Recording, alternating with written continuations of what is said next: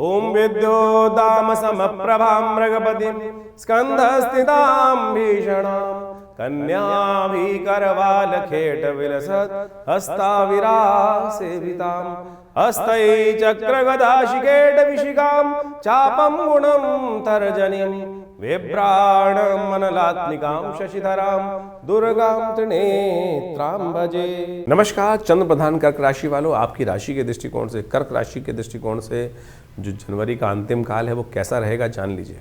देखिए, आपकी राशि के दृष्टिकोण से देखा जाए तो सबसे बड़ा परिवर्तन जो हुआ है, चतुर्ग्रही परिवर्तन, वो आपकी राशि के बिल्कुल सामने हुआ है।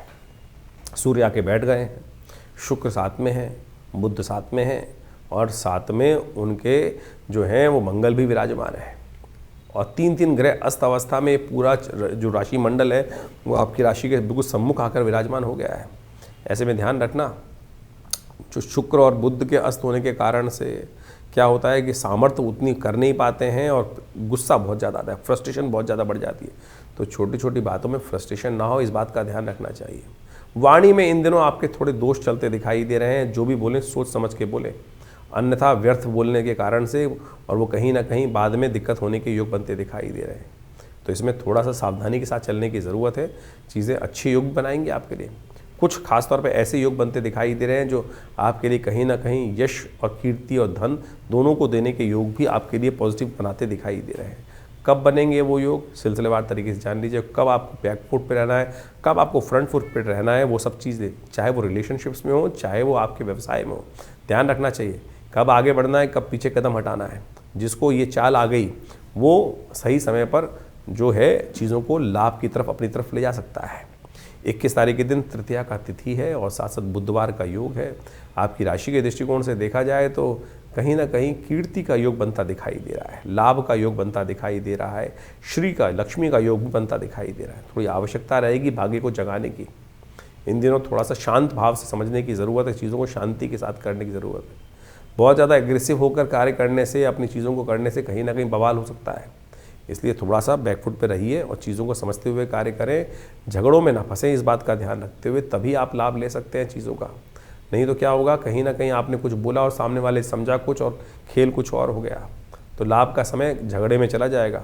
गौरी तृतीया है, कष्टों को दूर करने के लिए माँ भगवती के निमित्त उनके मंदिर में जाकर जो हैं वो आपको एक उपाय करना चाहिए। सिंदूर भगवती को अर्पित करने का प्रयास करना चाहिए, वो आपके लिए बड़ा कल्याणकारी रहेगा। रवि योग है, नए कार्यों को करने के दिन अच्छा बनेगा दोपहर के बाद से।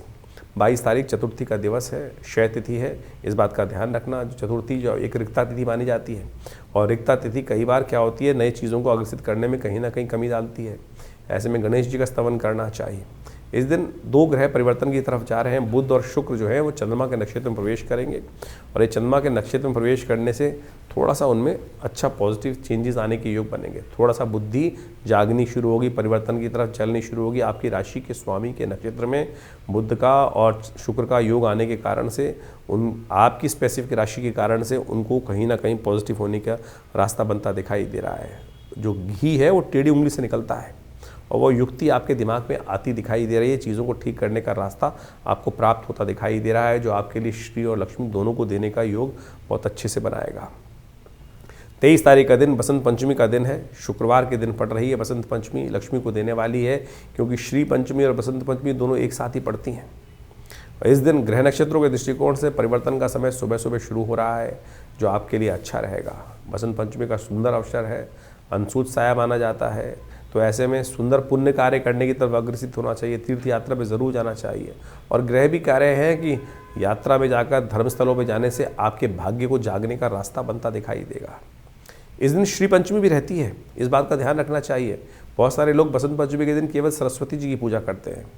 श्री पंचमी बहुत चमत्कारिक है, उसका लाभ जान लीजिए। माघ मास के शुक्ल पक्ष की पंचमी को बसंत पंचमी के रूप में तो पूरे विश्व में मनाया जाता है, लेकिन उस बसंत पंचमी के साथ साथ एक और चीज़ लिखी होती है पंचांग के अंदर, श्री पंचमी, जो हमने आपको बताया।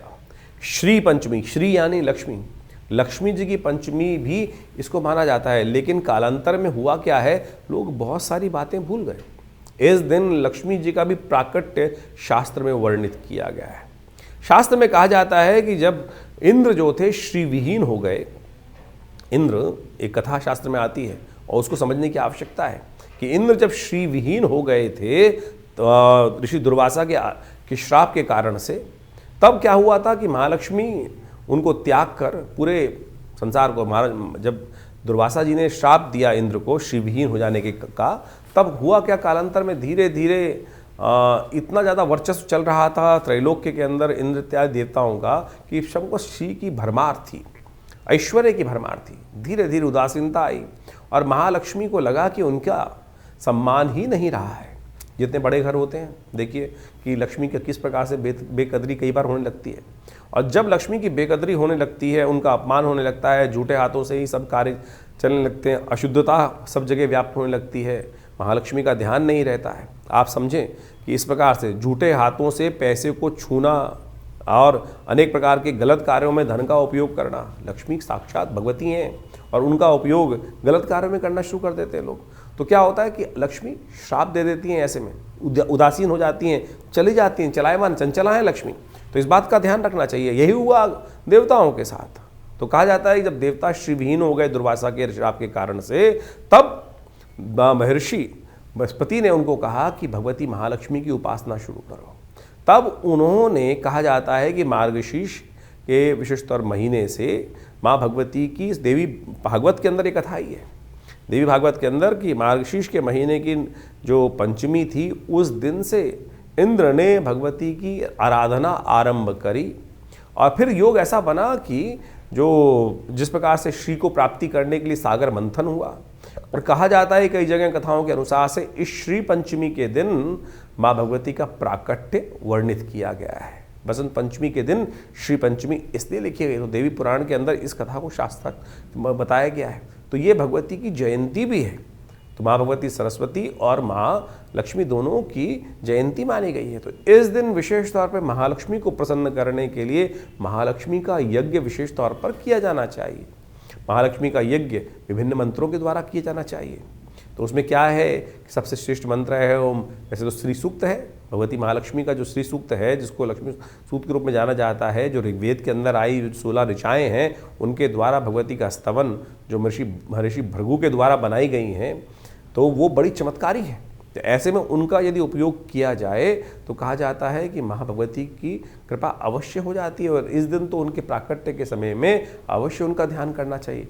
ओम भगवती का जो बीज है वो है ओम ह्रीं, ह के पैर में रहा, बड़ी की मात्रा, ओम ह्रीं महालक्ष्मी नमः, इस मंत्र का भी जप कर सकते हैं।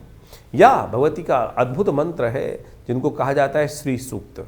ओम हिरण्यवर्णां हरणीं सुवर्ण रजत सृजां चंद्रां हिरण्मयीं लक्ष्मीं जातवेदो माव ताम आव जातवेदो लक्ष्मी मनमगामिनीं यस्यां हिरण्यं विन्देयं गामश्वं पुरुषानहम् अश्वपूर्वाम। तो इस प्रकार से 16 मंत्र भगवती के हैं। और यदि इस दिन बसंत पंचमी के दिन आप श्रद्धा के साथ घी के द्वारा, कमल के गट्टों के, कमल के जो बीज कमल गट्टे होते हैं उनके द्वारा, मखानों के द्वारा, या विशेष तौर पर आप माने चंदन की और बिल्व की औषधि के द्वारा, बिल्व के फल के जो विशेष तौर पर उसका अंदर का जो गिरी है उसको कूट कर उसके द्वारा उस जो पाउडर बन जाएगा उसके द्वारा यदि माँ भगवती का यज्ञ किया जाए तो कहा जाता है महालक्ष्मी की प्रसन्नता का अद्भुत योग बनता है। तो ऐसे में इस शुभ दिवस पर आपको अवश्य महालक्ष्मी का स्तवन भी करना चाहिए। भगवती महासरस्वती जी का भी स्तवन इस दिन शास्त्र में कहा गया है। तो आप अवश्य माँ भगवती जो दुर्गा सप्तशती के 5वें अध्याय में भी, उन तीनों में कोई भेद नहीं है। महालक्ष्मी, महासरस्वती, महाकाली तीनों एक ही स्वरूप से है। ये तो आदि रूप में कई लोगों ने उनको अलग अलग स्वरूप में विभक्त कर दिया है, लेकिन है एक ही स्वरूप।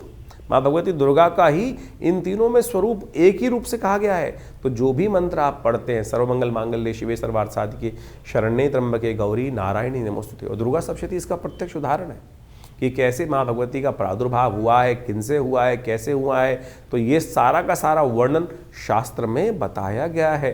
तो आप इस भेद में ना फंसे। तो शास्त्र में जो बताया गया है कि बसंत पंचमी और श्री पंचमी एक ही त्यौहार है, एक ही दिन किया जाता है, तो इसमें अज्ञानता से कई बार लोग तथाकथित तौर पर भेद उत्पन्न करने का प्रयास कर लेते हैं। तो इस शुभ योग में आप अवश्य जितना हो सके भगवती का सुंदर स्तवन करने का प्रयास करें, महालक्ष्मी का यज्ञ करने का प्रयास करें। ऐसे में विवेकानंद योगाश्रम में तो लगातार गुप्त नवरात्र के अवसर पर पूरा 9 दिन तक दुर्गा सप्तशती का यज्ञ चल ही रहा है। तो आप भी इस सुंदर दिवस पर आइए हमारे साथ यज्ञ में भाग लें। अपने नाम से महालक्ष्मी का यज्ञ कराने चाहते हैं तो आप हमारे फ़ोन से संपर्क साध कर हमारे साथ जुड़ सकते हैं। कर्क राशि वालों के लिए ग्रहों की गणना किस प्रकार से जा रही है, 24 तारीख के लिए खेल क्या होने वाला है, जान लीजिए। षष्ठी तिथि है, शनिवार का अवसर है और ग्रह नक्षत्रों के दृष्टिकोण से जो ये परिवर्तन का योग आपके लिए बन रहा है, सरलता से कार्य करने की ज़रूरत है, झगड़े पालने की ज़रूरत नहीं है। सूर्य और मंगल की युति जिस प्रकार से बनी हुई है वो चीज़ें आपको थोड़ा सा एग्रेसिवनेस की तरफ बढ़ाती दिखाई दे रही है। चीज़ों को शांति के साथ करने की ज़रूरत है, एग्रेसिवनेस बिल्कुल मत कीजिएगा, नहीं तो क्या होगा कि झगड़ा किसी और का होगा, आप वहाँ पहुँच जाएंगे तो चीज़ें आपके अगेंस्ट चली जा सकती हैं। तो इस बात का ध्यान रखें, थोड़ा से दिन शांति से बैठने का प्रयास कीजिए। ये शांति से राम राम करके निकाल लेंगे तो बहुत अच्छा योग आपके लिए बनता दिखाई दे रहा है। इस वक्त सूर्य दोष युक्त हैं, उनके दोषों को ठीक करने के लिए एक काम करना चाहिए आपको। भगवान शंकर के मंदिर में जाकर मंदार के पुष्प अर्पित करने चाहिए। आक के पुष्प या पत्ते भगवान शंकर को अर्पित करने से आपके जो अनिष्ट ग्रह चल रहे हैं, मंगल और सूर्य जो दोनों खराब चल रहे हैं, उनको शक्ति प्राप्त होगी और चीज़ें ठीक होने की तरफ अग्रसित होंगी, आपके लिए कल्याणकारी योग बनेंगे। 25 तारीख का दिन सप्तमी तिथि विद्यमान है और साथ में रविवार है। ये सूर्य का जन्मदिवस का योग लेकर आया है। ग्रह परिवर्तन की तरफ जाएंगे, दिन भाग्य से सपोर्ट करने की तरफ जा रहा है और जो मेहनत हो रही है वो रिजल्ट ओरिएंटेड है। बिल्कुल कई बार होती है हम जो कार्य करते हैं पता नहीं प्राप्त होगा, लाभ होगा कि नहीं होगा, लेकिन ये जो दिन है आपके लिए रिजल्ट ओरिएंटेड दिखाई देता है, यानी फल को देने वाला दिन दिखाई दे रहा है। इसलिए फल की आकांक्षा करना बिल्कुल कोई दिक्कत नहीं है। फल की आकांक्षा में पूरी तरह से कार्य करने का प्रयास कीजिए, अच्छा रहेगा। सुबह सुबह इस बात का ध्यान रखिएगा कि सुबह 10 बजे तक नए कार्य की तरफ अग्रसित ना हो, तो जो चलते हुए कार्य उसमें ध्यान देते हुए कार्य करेंगे तो चीज़ें आपके लिए अच्छे सहयोग प्राप्त करने के योग बनाती दिखाई देंगी। भानु सप्तमी एक ऐसी तिथि है जिसको शायद लोग भूल चुके हैं, यानी भानु सप्तमी यानी सूर्य का जन्मदिन। अनादिकाल में सूर्य इसी दिन से प्रकाश देना आरंभ किए थे। माघ मास की जो शुक्ल पक्ष की सप्तमी होती है उसको भानु सप्तमी कहा जाता है। भानु सप्तमी सूर्य का जन्मदिवस के रूप में मानी जाती है और इस बार अद्भुत योग बनकर तैयार हो रहा है कि रविवार भी है और भानु सप्तमी का योग भी बन रहा है। और यदि आपकी राशियों के दृष्टिकोण से देखा जाए तो जो प्रभाव है वो आप अच्छे समझ लीजिए। इस समय सूर्य के तमाम दोषों को दूर करने के लिए ये वर्ष सूर्य का वर्ष है और सत्य मान लीजिए इस बार जितनी उठापटक होने वाली है, क्योंकि बाकी ग्रहों की स्थिति जिस प्रकार की बन के तैयार होने वाली है, आप मान लीजिए एक के बाद एक अपनी महत्वाकांक्षाओं को पूर्ण करने के लिए लोग जो है वो ऐसी तरफ उद्धृत होने वाले हैं कि इस वर्ष कहीं ना कहीं भयावह स्थिति, टकराव शक्तियों, विभिन्न शक्तियों को आपस में टकराने की स्थिति बनती दिखाई दे रही है। चाहे छोटे लेवल पे हो चाहे बड़े लेवल पे हो। बड़े लेवल पे तो आप देख ही चुके हैं कि वर्ष के आरंभ के साथ ही कैसे बड़ी बड़ी शक्तियां आपस में एक दूसरे पे कब्जा करने के लिए होड़ में लगे हुए हैं। इस कार्यक्रम में हमने पहले भी अपने चैनल के माध्यम से बताया था कि ये जो वर्ष 2026 है, ये सूर्य का वर्ष है और ये ऐसा वर्ष आया है कि जिसमें लोग अपनी अनाधिकार चेष्टा करने की तरफ अग्रसित होंगे, क्योंकि सूर्य जो है वो बहुत तेजी गति से इस वक्त ऐसे योग बनाते दिखाई दे रहे हैं कि जो राजा प्राप्ति करने के स्थान प्राप्त करने की तरफ अग्रसित होते दिखाई दे रहे हैं। तो मनोमस्तिष्क में कहीं ना कहीं क्लैश उत्पन्न करने के योग बहुत तेजी से बनते दिखाई दे रहे हैं। तो ऐसे में भगवान सूर्य को आपके जीवन में, क्योंकि बेकार कि हम सब आपकी राशि के दृष्टिकोण से समझें तो कैसा योग बना रहे हैं, तो कहीं ना कहीं अपने ज़बरदस्ती के अहंकार को हम यदि और ज़्यादा घी डालेंगे तो कहीं ना कहीं सूर्य के जो नेगेटिव प्रभाव को भी हम प्राप्त कर सकते हैं। तो कोशिश करें, अत्यधिक ताप जो होता है ना वो ठीक नहीं होता। एक संग जो है एक निश्चित दूरी पर रहते हुए कार्य कर लेना सबसे अच्छा होता है। एक ना अति घाम ना अति जो बहुत तेज जो ठंड वाला काम होता है, दोनों चीज़ें नरमता दोनों जगह कष्ट देने की योग बनाती है। तो सूर्य को सेंटर हमारे लिए सम रूप से हमको प्रकाशित करते रहे, उसे काम करते रहें। तो उस दिन कोशिश ये करें भगवान सूर्य के निमित्त अवश्य कुछ ना कुछ कार्य करने का प्रयास करें। आपकी राशि के दृष्टिकोण से हमें दिखाई देता है कि इस समय आपको विशेष तौर पर रविवार के दिन भगवान सूर्य को अर्घ अवश्य देना चाहिए। सूर्य के जन्मदिवस के दिन किसी बड़े व्यक्ति को जन्मदिवस देने जाते हैं तो आप माला पहना के आते हैं, कुछ ना कुछ उनका स्वागत करते हुए वस्त्र इत्यादि अलंकृत करने का प्रयास करते हैं। तो सूर्य के जन्मदिवस पर कोशिश ये करें जब सूर्य उदित हो रहे हों उस समय एक तांबे के लोटे में थोड़ा सा रोली डालकर और एक पीला पुष्प डालकर और जल लेकर और दोनों हाथ सिर के ऊपर से रखकर इस प्रकार से भगवान सूर्य के का ध्यान दर्शन करते हुए ओम घृणी सूर्य आदित्याय नमः, ओम सूर्याय नमः, ओम भास्कराय नमः, या जो मंत्र है ओम अहे सूर्य सहस्त्रांशो तेजो राशि जगतपते अनुकंपय माम भक्त्या गणर्घम दिवाकर। तो इस प्रकार से भगवान सूर्य का मनी मन गायत्री मंत्र का जप करते हुए भगवान सूर्य को अर्घ दें, उनका तेज का ध्यान करें और उस ओज को अपने अंदर भी ग्रहण करने का प्रयास करें। इतना छोटा सा कार्य है। यदि इसके साथ साथ गायत्री यज्ञ कर सकें, अन्न इत्यादि का गेहूँ इत्यादि का दान कर सकें, ये भी सूर्य से ही संबंध बहुत श्रेष्ठ उपाय हैं, इनको आप करें तो आपके लिए कल्याणकारी योग बनेंगे बहुत सुंदर रूप से। इस दिन नमक का दान करना भी श्रेष्ठ दिखाई देता है। रविवार का अवसर है तो विशेष तौर पे यज्ञ आश्रम पे रहता ही है हर रोज़ की तरह, तो हमने रविवार के दिन विशेष यज्ञ को सूर्य ग्रह शांति महायज्ञ, नवग्रह शांति महायज्ञ के रूप में रखा है। तो उस दिन भगवान सूर्य की प्रसन्नता के लिए विभिन्न प्रकार के मंत्रों से यज्ञ किया जाएगा और साथ साथ आदित्य स्तोत्र का पाठ किया जाएगा। आप उस यज्ञ में सम्मिलित होकर, जो विवेकानंद योगाश्रम में रविवार को सुबह 8 बजे से आरंभ होकर करीब करीब 11 बजे तक कार्यक्रम चलेगा, भगवान सूर्य की विभिन्न कथाओं के माध्यम से भगवान सूर्य के निमित्त विभिन्न प्रकार के यज्ञ इत्यादि मंत्र इत्यादि के द्वारा यज्ञ में आहुतियाँ देकर भगवान सूर्य के तमाम कष्टों को दूर करने के लिए, जब सूर्य श्रेष्ठ नहीं होता तो बहुत सारी समस्याएं देता है कुंडली के अंदर। जब सूर्य खराब चल रहे होते हैं तो स्किन डिसीज, हड्डियाँ संबंधी समस्याएँ, या आपके लिए हार लगातार हो जा रही जीवन में, तो समझ लीजिए कहीं ना कहीं सूर्य ठीक नहीं है। बहुत ओवर एम्बिशियस आदमी है वो भी सूर्य के कहीं ना कहीं जो सेल्फ कॉन्फिडेंस व्यक्ति लूज कर चुका है और कीर्ति प्राप्त हो ही नहीं रही है। कीर्ति का संबंध भी सूर्य के साथ होता है, आत्मा का संबंध भी सूर्य के साथ ही है। तो जितने डिप्रेशन की बहुत सारी बीमारियां हैं, बहुत सारे लोग केवल चंद्रमा से जोड़ते हैं उसको, लेकिन यदि सूर्य बलहीन है कुंडली के अंदर, या पापग्रह युक्त है, या अच्छी अवस्था में नहीं है, या नवांश में अच्छी अवस्थाओं में नहीं है, ग्रह खराब ग्रहों के साथ बैठा हुआ है, तो इस प्रकार की समस्याएं उत्पन्न करने का योग दे देता है। अब है तो है, जो योग है उसको ठीक कैसे किया जाए, तो ऐसे शुभ मुहूर्त जो आ जाते हैं उस समय में हमको इनके छोटे छोटे निदान जो हैं वो कर हम बहुत बड़ा लाभ अपने जीवन में प्राप्त कर सकते हैं। तो इसलिए हमने ये सारा रहस्य आपके समक्ष रखा है। उपाय बहुत सरल है, बहुत सीधा साधा है। हींग लगे ना फिट करे, रंग चौका हुआ, कोई बहुत पैसे खर्च करने की ज़रूरत नहीं है। लोग लाखों रुपए के कुछ ना कुछ, कोई माणिक के पहनने के लिए खर्चा कर देता है, कोई सोने की अंगूठियाँ पहनने के लिए खर्च कर देता है, कोई लाखों रुपए के दान करने की व्यवस्था कर देता है। तो सीधा सरल तरीका है, भगवान के मन दिव्य से उनको अर्घ दीजिए, यज्ञ में बैठिए। हमारे आश्रम में रविवार वाले कार्यक्रम में कोई धन नहीं लिया जाता। बहुत सारे लोग कहते हैं कि कोई मेंबरशिप फीस, किसी प्रकार भी कोई खर्चा नहीं है। आप आएँ, चाहें तो बैठ के हमारे साथ उस कार्यक्रम में भाग लें। माँ भगवती आपकी समस्त मनोकामनाएं सिद्धि करें। तो ऐसे में तो बड़ा सुंदर योग बना हुआ है। सप्तमी का, गुप्त नवरात्रि में सप्तमी का योग भी है और साथ साथ गुप्त नवरात्रि का यज्ञ भी चल रहा है। तो आप इस कार्यक्रम में अवश्य भाग लेकर माँ भगवती की कृपा अपने जीवन में समस्त कष्टों को दूर करने के लिए अपना सकते हैं। कर्क राशि वालों के लिए 26 तारीख का दिन ग्रह गणना के अनुसार से कैसा है? 26 जनवरी है। आप सबको बहुत बहुत शुभकामना। ग्रह नक्षत्रों के दृष्टिकोण से ये समय जो है वो आपको विचारों के साथ आगे बढ़ने का है। लेकिन इन दिनों बृहस्पति और जो शनि का योग आपकी राशि के दृष्टिकोण से बना हुआ है वह कई मामलों में आपको पीछे खींचता दिखाई दे रहा है। भाग्य से चीज़ें आपकी उतनी फेवर में नहीं जा रही हैं। तो इसलिए आवश्यकता है कि चीज़ों को शांति से समझकर कार्य करने की ज़रूरत है। सूर्य मंगल जिस प्रकार के योग आपकी राशि में बना कर बैठे हुए हैं वो अननेसेसरी के फ्रस्ट्रेशन देते दिखाई दे रहे हैं। इस समय विचार को पॉजिटिव रखते हुए कार्य करने की ज़रूरत है, वो आपके लिए बहुत ज़रूरी है।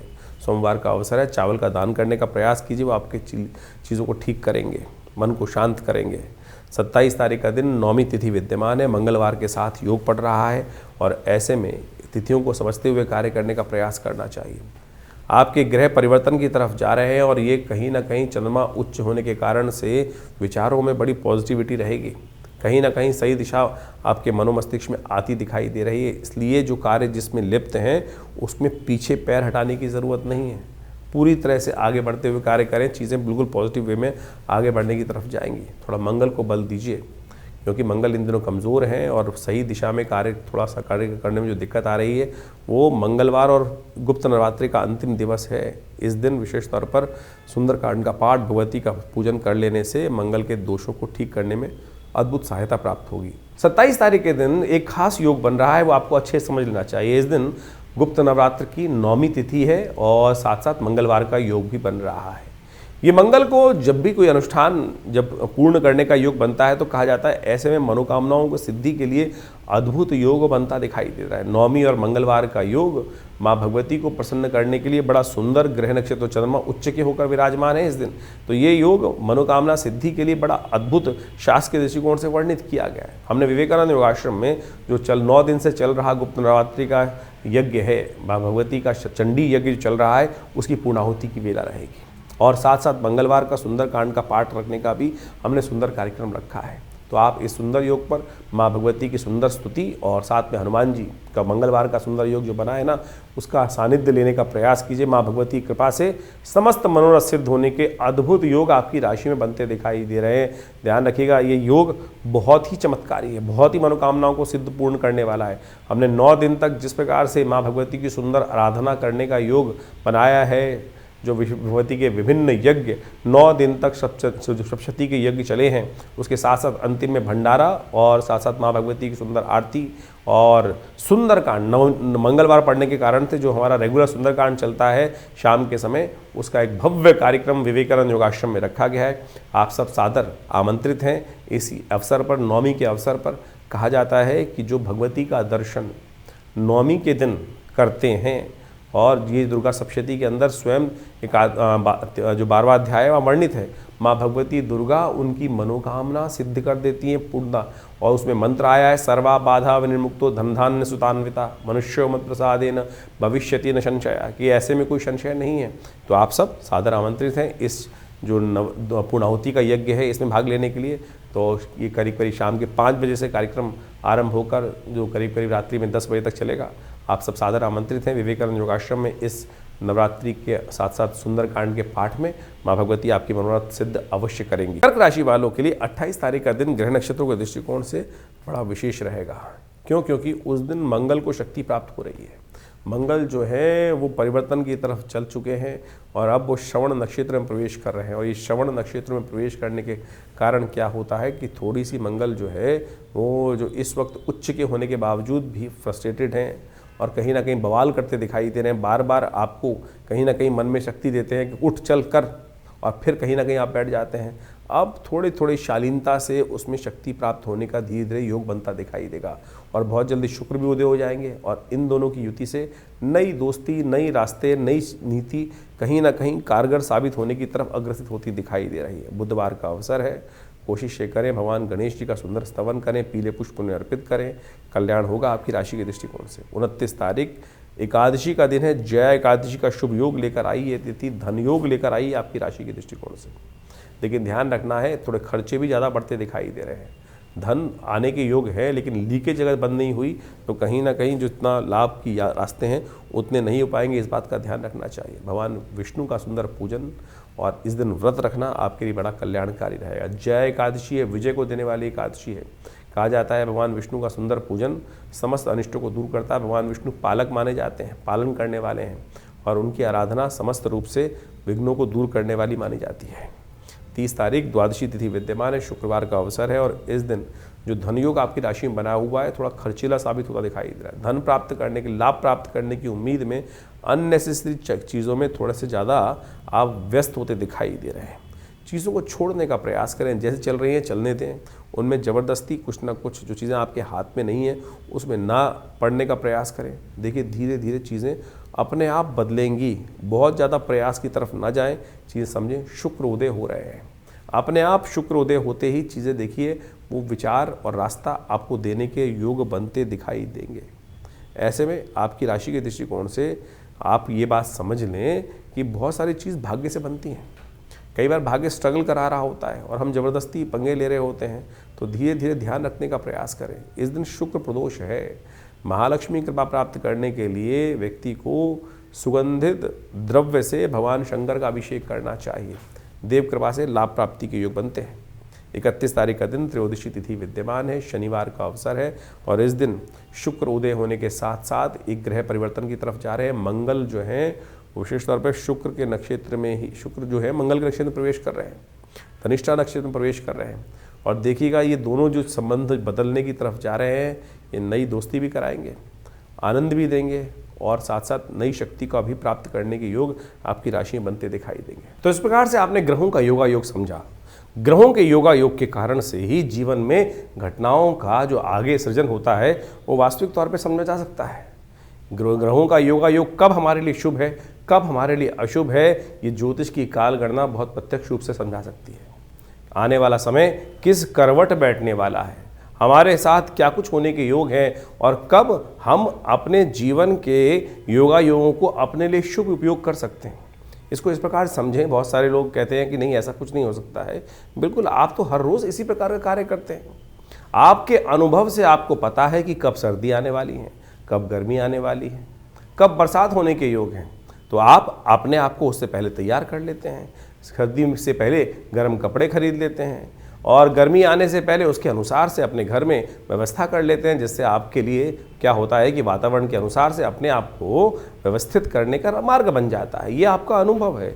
ज्योतिष भी वही है, उसकी और सूक्ष्म गणनाएं हैं कि किसके अनुसार से अप्रत्यक्ष रूप से क्या कुछ घटनाएं हमारे साथ होने वाली हैं और कैसे हम उसको अपने जीवन में रक्षात्मक तौर पे यूज़ कर सकते हैं, कब हमारे लिए लाभ का समय है और कब हमारे लिए समय कष्ट वाला है। जैसे किसी के लिए कभी जन्मपत्री में समय चल रहा होता है, कोई दशा महादशाएं अंतरदशाएं किस प्रकार की बन रही हैं, ढैयाएँ बन रही हैं, अशुभ योग बन रहे हैं, कभी शुभ योग बन रहे हैं, कब जीवन में भाग्योदय का योग बनने वाला है। तो उस समय में अगर मिट्टी में भी हाथ डालोगे तो सोना बन जाएगा और समय खराब चल रहा हो और ऐसे में पता ना हो तो क्या होगा कि गलत जगह फंस जाएंगे। सोने में के हाथ यदि मिट्टी में डालेंगे और वो परिवर्तन किस प्रकार से हो जाएगा, राख में परिवर्तित हो जाएगा। तो यही जो समय की काल गणना का ज्ञान है, काल चक्र ज्योतिष विज्ञान के अनुसार से आप समय को प्रत्यक्ष रूप से समझ सकते हैं। तो इसलिए अपने मन मस्तिष्क को भ्रांति में ना रखें। बहुत सारे लोग तथाकथित तौर पर आप ज्योतिष के ऊपर कई प्रकार के प्रश्न चिन्ह खड़े करने का प्रयास करते हैं और बहुत सारी अनेक व्यंग्यात्मक तौर पे बहुत सारी बातें चलती रहती हैं। हम भी देखते रहते हैं कभी कभी बहुत सारे लोग व्यंग्यात्मक तौर पे जिन्होंने मजाक उड़ाना है वो मजाक उड़ाते रहेंगे। तो आप कोशिश ये करें, ज्योतिष विज्ञान के माध्यम से लाखों वर्षों से लोगों ने इसका लाभ लेते आए हैं और प्रत्यक्ष रूप से आप भी अपने जीवन में ग्रहों की गणनाओं को अच्छे से समझकर कार्य करने का प्रयास करें। चिंता ना करें, कई कुंडलियों में बहुत सारे अशुभ योग होते हैं, कोई कई अपने मनोमस्तिष्क में ऐसी विचित्र विडंबनाएं लेके बैठ जाते हैं। अब क्या हुआ, किसी के बच्चे की कुंडली जन्म हुआ और वो मांगलिक निकला या कोई और योग निकल आया, किसी कुंडली में अशुभ केमुद्रम योग निकल आया और तो उसके कारण से बहुत सारी भयावह स्थिति बन जाती हैं। लेकिन यदि आपका ज्ञान सही है, ज्योतिष के अंदर कारण जानकर निवारण के मार्ग भी तो जगह जगह समय समय समाधान जो है वो जगह जगह बताए गए हैं और सत्य माने वो समाधान प्रत्यक्ष रूप से कार्य करते हैं। चाहे वो महामृत्युंजय मंत्र हो, चाहे वो लक्ष्मी प्राप्ति के मंत्र हो, चाहे वो विभिन्न प्रकार के अनुष्ठानित चीज़ों में किए जाने वाले प्रयोग हों, उनके द्वारा सब चीज़ें परिवर्तन करने का मार्ग बिल्कुल प्रत्यक्ष रूप से बन सकता है। सकल पदार्थ है जग माही, और एक बात समझ लें, कर्महीन पुरुष पावत नाही। तो इसलिए ऐसा कुछ नहीं है जिसको आप परिवर्तन की तरफ नहीं ले जा सकते। प्रयास की आवश्यकता है, सही दिशा में सोचने की आवश्यकता है, सही दिशा में कर्म करने की आवश्यकता है, सही दिशा को पकड़कर उस पर चलने की आवश्यकता है। तो ज्योतिष विज्ञान कभी भी किसी को भ्रांति में नहीं रखता है और आप सब इस तमाम जो निदान के तरीके हैं उनको अच्छे से अपने जीवन में सरलता के साथ अपनाने का प्रयास करें। हमारा इस कार्यक्रम के माध्यम से आपके समक्ष जुड़ने का एक ही उद्देश्य रहता है कि पौराणिक ज्योतिष जो है, जो वो कथाओं के माध्यम से हमारे विभिन्न शास्त्रों में बताई गई हैं, योगा योग के माध्यम से विभिन्न शास्त्रों में बताई गई हैं, उन समस्त चीज़ों को आपके समक्ष रखें। और एक बात समझें, जो टोटकों के चक्कर में व्यक्ति फंसे रहते हैं ना, उसके कारण से नुकसान होने के योग बन जाते हैं। उनका कोई बेस नहीं होता है करना जो बिना किसी के तथ्यों के बहुत सारे टोटकों का आज की तारीख में जो प्रचलन सा हो गया है। हमारे विभिन्न प्रकार के तथाकथित तौर पर विद्वान जो उपस्थित हो जाते हैं, जो शास्त्र को मानते नहीं हैं और कुछ भी अनर्गल प्रलाप अपने कुछ बातों को करते रहते हैं। जैसे एक बहुत सारी बातें आजकल चलती हैं कि जो ग्रह आपका बहुत अच्छा हो उसका दान नहीं करना चाहिए। कहाँ लिखा है? सोच के दान देना चाहिए क्या? जिस प्रकार से अगर सोच के दान दे रहे हैं तो फिर तो दान का फ़ायदा ही नहीं है, फिर तो व्यवसाय हो गया। फिर वो व्यवसाय कर रहे हो, तो फिर उस दान का फ़ायदा ही क्या है। तो इस प्रकार का आप समझें कि किसी कुंडली में किसी ने कहा जी बृहस्पति बहुत अच्छा है, आप बृहस्पति की चीज़ों का दान करना बंद कर दो। आपका शनि खराब है तो आप शनि की चीज़ों को दान कर दो। और उसको अगर आपने कोई ग्रह सबसे अच्छा है जिसकी वजह से आपकी कुंडली में पैसा आ रहा है, उसकी चीज़ों को आपने दान कर दिया तो आपके भी शुभ योग चले जाएंगे। शास्त्र में ऐसा कोई प्रमाण नहीं निकलता, ना मिलता है, ना बताया गया है, ना किसी ग्रंथ में लिखा है। ये केवल आज तथाकथित तौर पर कुछ जो अपने आप को ज्योतिष में एक स्टंटबाजी करने का प्रयास करते हैं, उनके द्वारा ऐसी भ्रांति उत्पन्न करने का प्रयास किया गया है। तो आपसे अनुरोध है कि आप इन सब की बातों को, जहाँ जिसकी आवश्यकता है तो उसको आप करने का प्रयास करें, और तो उससे कल्याण होगा, रास्ते भी बनेंगे और जीवन में सुख भी पदार्पण करने के योग बनेंगे, पुण्य जागेंगे। पुण्य को जगाने का हम प्रयास करें। तो इसलिए जो जो हमारे शास्त्र के दृष्टिकोण से जो पुण्य पर्व आ रहे हैं, जैसे आपके समक्ष हम हमें समय बताते रहते हैं पंचांग के माध्यम से कि ये पुण्य पर्व है, इसके दिन इस दिन ये कार्य किया जाए तो बहुत सारे कष्ट निवारण का योग बन जाता है। तो वो अवश्य, और उसके लिए जो टेस्टिमनीज़ हैं वो हमारे पुरानी कथाओं के माध्यम से, शास्त्रों में, विभिन्न पुराणों में और विभिन्न ग्रंथों में टेस्टिमनीज़ के तौर पे कथा के माध्यम से बताई गई हैं। चाहे वो सत्यनारायण कथा ही बताई गई है। बहुत सारे लोग तो सत्यनारायण कथा को बड़े व्यंग्यात्मक तौर पे करते हैं कि वैसा हो गया वैसा हो गया। अरे वो टेस्टिमनी है, घटी, तो उसके लिए उसको लिखित किया गया। ऐसे जीवन में घटना घटी कि एक नाम के स्मरण मात्र से, तो उसको आप व्यंग्यात्मक तौर पे लें। जब आपके साथ घटेगी तब आप प्रत्यक्ष रूप से समझेंगे, तब जाकर आपको पता चलेगा। एक से एक असंभव से असंभव बात होने वाली प्रकृति में घटनाएं घटती हैं और उसको लिखित किया गया है, शास्त्र में बताया गया है। तो इसको आप व्यंग्यात्मक तौर पे जो लोग समझने का प्रयास नहीं करते हैं, व्यंग उड़ाने का प्रयास करते हैं, वो उनकी मूर्खता है। तो हमारा आपसे अनुरोध है कि आप जो भी प्रश्न जानना चाहें चिंता ना करें, चाहे आपके मन में कैसी भी शंका हो, हमारे इस जो सोशल मीडिया अकाउंट है हमारा, जो चैनल का है, उसमें आप जाके लिख सकते हैं। हम आपको उनके प्रश्नों का निदान भी कोशिश करेंगे, प्रयास करेंगे। लेकिन बहुत सारे प्रश्न आते हैं तो उनके लिए बहुत सारी दिक्कत हो जाती है। तो हमने रविवार का दिन विवेकानंद योगाश्रम में रखा हुआ है। उस दिन फ्री कंसल्टेशन है, ओपन सेशन है। रविवार को सुबह 8 बजे से यज्ञ शुरू होता है और उस वक्त वहाँ पर बहुत यज्ञ इत्यादि, बहुत रामचरितमानस का स्वाध्याय और फिर एक जन प्रश्न का भी कार्यक्रम रहता है। जो भी आपके प्रश्न हो आश्रम में आकर हमसे जान सकते हैं। दिल्ली में विवेकानंद योगाश्रम लक्ष्मी नगर में स्थित है और आप सबको हम सादर आमंत्रित करते हैं। माँ भगवती का दर्शन करें, दिव्य प्रतिमा माँ भगवती की विद्यमान है और जो जो मन में जीवन में आकांक्षाएं हों, कष्ट हों, उनको दूर करने के लिए आप माँ भगवती के सानिध्य में यज्ञ करें। अभी तो जैसे इंद्र नवरात्र का सुंदर पर्व चल रहा है, तो आप उन सब में आकर भगवती के सानिध्य में यज्ञ में बैठ सकते हैं, मनोकामना सिद्धि के लिए प्रयोग कर सकते हैं। हमने देखा है कि जो भी लोग उस यज्ञ में आके बैठते हैं, माँ भगवती की कृपा से उनके कष्ट अद्भुत प्रकार से दूर होते हैं।